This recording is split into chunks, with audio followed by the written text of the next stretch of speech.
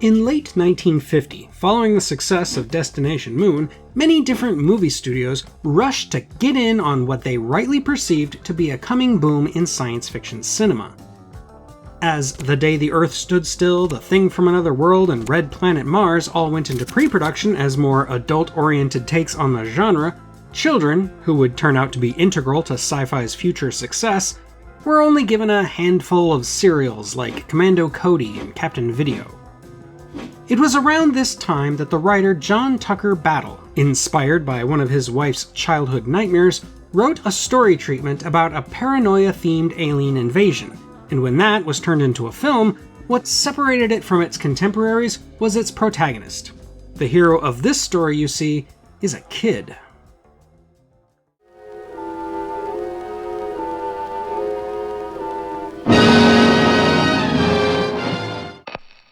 David, a young boy fascinated by the stars, has just witnessed a flying saucer landing behind a hill near his home.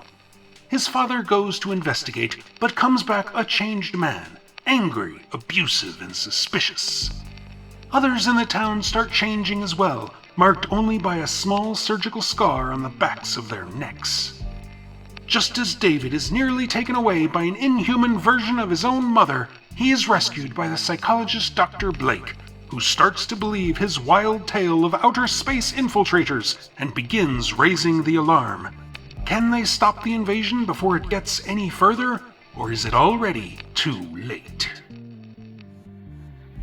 John Tucker Battle first offered the rights to his invasion story to the producers Arthur Gardner and Jules Levy, who tried unsuccessfully to get a project off the ground before running out of time, letting the rights then revert to independent film producer Edward Lee Alperson, who had a mutually beneficial distribution deal with 20th Century Fox. Alperson felt the story was far too ambitious in scope to be filmable at a low cost, so he hired screenwriter Richard Blake to reduce its scale. Battle's original story had been about a global invasion, but Blake reduced it to a small town, keeping the point of view focused almost entirely on an adolescent boy, and adding in a twist dream ending. It was this last change that infuriated Battle, who demanded to have his name taken off the credits and subsequently refused to even see the final film. But with publicity already ramping up for George Pal's upcoming adaptation of H.G. Wells' The War of the Worlds, Alperson ran with Blake's screenplay and began looking for a director, eager to get his movie out before Pal's.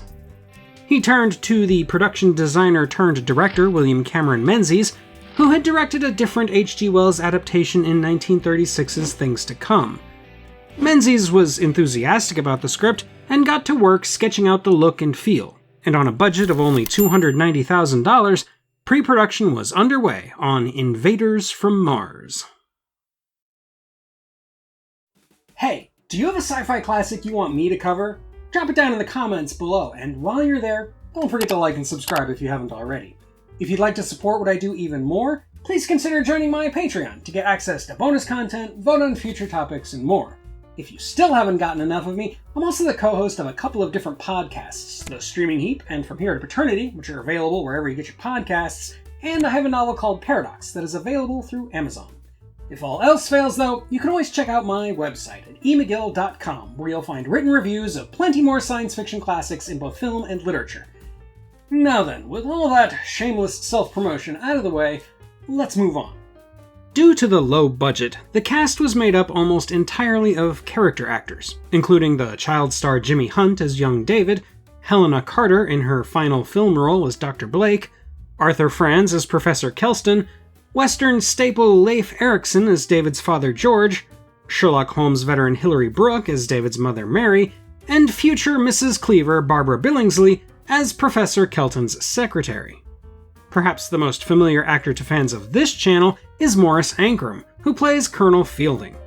Ankrum appears in several 1950s sci-fi classics, including Rocket Ship XM, Flight to Mars, and Red Planet Mars, not to mention non-Martian pictures like Earth vs. the Flying Saucers, Kronos, Beginning of the End, and The Giant Claw. Also worth noting are the dwarf actress Lucy Potter as the Martian Intelligence, a role that would earn her notoriety for featuring in children's nightmares, and the giant actor Locke Martin, who plays the mutant Martian guard that tries to carry young David away, and had previously appeared as the iconic Gort in The Day the Earth Stood Still. Several big and little actors were hired to fake the scale of the mutants, with scenes like this pulled off by putting little people in place of the regular actors. Allegedly, the little actors include the legendary Billy Curtis, though you'd be hard-pressed to single him out. The big actors, including the 8'2" Max Palmer, were used for the majority of the mutants, but replaced with regular-sized actors for the more action-heavy scenes. As such, 6 green velour mutant costumes were built, 1 each for Locke Martin and Max Palmer, and 4 more for normal-statured stuntmen. The film was supposed to feature a dog as well, David's pet Cricket, but that had to be cut late into pre-production because of money. Invaders from Mars had also been conceived as a 3D film, but as production approached, there were no 3D cameras available, because the major studios had gobbled them all up in anticipation of a big 3D craze. This was disappointing for Menzies, but it wasn't the hardest setback he faced. With mere days left before the 2D cameras were set to roll, the 12 notebooks full of Menzies' intricate storyboard sketches went missing, forcing him to scramble to reassemble them from scratch, though by that point, most of the sets and costumes had already been made. With sound stages already rented out at Republic Studios in Studio City, there was no time to delay, so filming began in late September of 1952. The effects were put together by a few different people, including the brothers Howard and Theodore Lydecker. The Lydeckers tried using balloons to cover the cave walls outside the Martian ship, but in tests, they looked too much like what they were, so they tried again with blown-up condoms, which held in place better and didn't just look like balloons taped to the walls. As for the melting walls, those are just overhead shots of boiling oatmeal with red food coloring. The Lydeckers also designed the sand traps by placing a vacuum hose beneath a canvas and funnel covered by sand. The opening space sequence, however, was created by matte painter Jack Rabin, who suspended marbles in three-dimensional space to mimic the planets. As with much of the set design, the way this sequence was crafted is a holdover from the original plan to film the movie in 3D. Invaders from Mars, released in April of 1953, 4 months before the War of the Worlds, to decent reviews that applauded the effective use of its budget, but were largely dismissive of the movie as being made for children. While box office numbers are hard to come by, it was financially successful, enough to earn a few re-releases throughout the decade. It also got a UK release, though new footage was filmed and inserted to change the ending and pad out the runtime, most notably with an extended scene where Dr. Kelston talks about the UFO phenomenon using real-world examples like the Lubbock Lights and the Mantell incident. In either form, the movie left a mark on pop culture, becoming a certified cult classic that is fondly remembered by those who caught it at a relatively young age. It got a remake in the 80s by Tobe Hooper, but I'll save my thoughts on that for a future video. As for the 1953 original, I respect it for reasons I'll get to in a moment, but as someone who did not catch it at a young age, I don't have the luxury of childhood nostalgia to inform my opinion. As such, while I do like the movie, I find it a little tedious, especially the way it abuses stock footage, reuses scenes, and holds suspenseful moments for absurd lengths of time. The acting is fine, especially from Jimmy Hunt, a good child actor who is never annoying or obnoxious, and the choral music is memorable. That sound! But the story isn't fleshed out enough to fill the relatively short runtime. Still, the story is compelling, beating Jack Finney to the punch when it comes to the paranoid style of aliens hiding among us in our own skin. Unlike Invasion of the Body Snatchers, though, which I still stubbornly contend is not about communism, Invaders from Mars absolutely feeds on the Red Scare attitudes of the day. Children were especially vulnerable to the fear of something infecting the people around them, including parents, friends, and authority figures, something this movie lays out very clearly. You could also read it in less anachronistic terms, as a treatise on parental abuse, alcoholism, or anything along those lines that forces children to see the dark side of those they love long before they are old enough to understand or process it.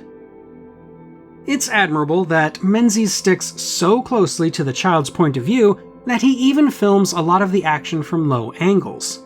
And while you can certainly blame the tiny budget for the Spartan set design, the lack of detail gives the entire film a surrealist simplicity, kind of like a fairy tale interpretation of how the world looks to us when we're young. For all these reasons, Invaders from Mars is essential viewing for anyone interested in the golden age of science fiction cinema. It offers what was, at the time, a unique view of the genre, and it is absolutely a sci-fi classic.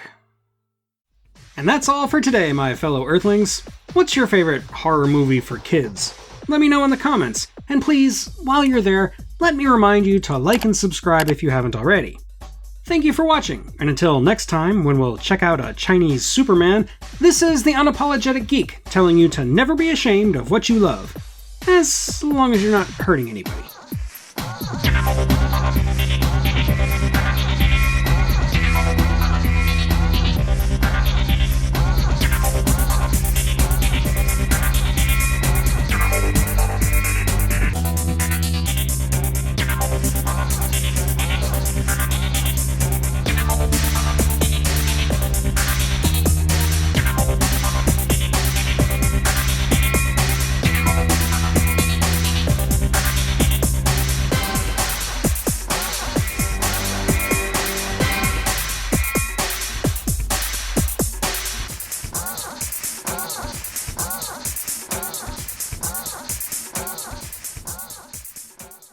What happened, George? What is it? I wish you'd please learn to mind your own business.